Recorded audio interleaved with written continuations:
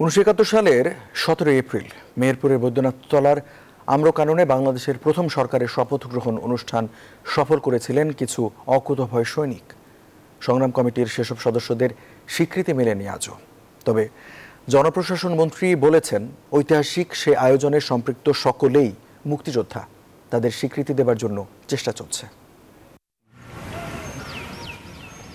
বাংলাদেশের প্রথম সরকার শপথ নেবে, এজন্য মেহেরপুর বৈদ্যনাথতলা আম্রকাননে মঞ্চ নির্মাণের দায়িত্ব পান দেয়াজউদ্দিন মাস্টার, আব্দুল মমিন চৌধুরী সহ সংগ্রাম কমিটির সদস্যরা।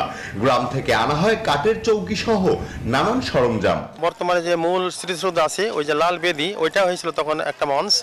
অত্যন্ত সাদাসিধাভাবে গ্রামের লোকেরা স্থানীয় চার্চ অফ বাংলাদেশ থেকে, ওই চার্চ অফ ইস্ট পাকিস্তান ছিল তখন নাম, ওখান থেকে চৌকি আনা হয়েছিল এবং ইত্যাদি এনে ওই সঙ্গে এই মঞ্চ তৈরি করা হয়েছিল। আর ওই সময় বলে রাখি, ওই সময় বৈদ্যনাথতলার সংগ্রাম সমন্বয় কমিটি ছিল, যার সদস্য ছিল 11 জন।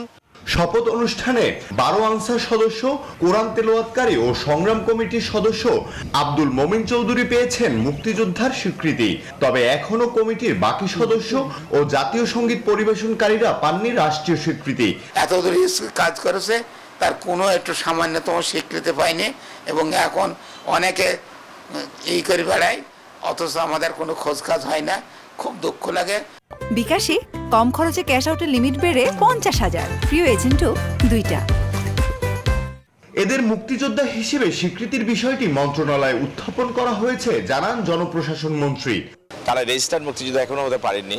তো আমরা ইতিমধ্যে আমাদের মন্ত্রণালয়কে জানিয়েছি, মুক্তিযোদ্ধা বিশ্ব মন্ত্রণালয়ে, যে যাতে করে বিশেষ ক্যাটাগরিতে তাদেরকে মুক্তিযোদ্ধা হিসেবে আমাদের স্বীকৃতি দেওয়া, সনদ দেওয়া এবং মুক্তিযোদ্ধা যে সম্মানে সেটি তাদেরকে দেওয়া বা তাদের পরিবারকে দেওয়া।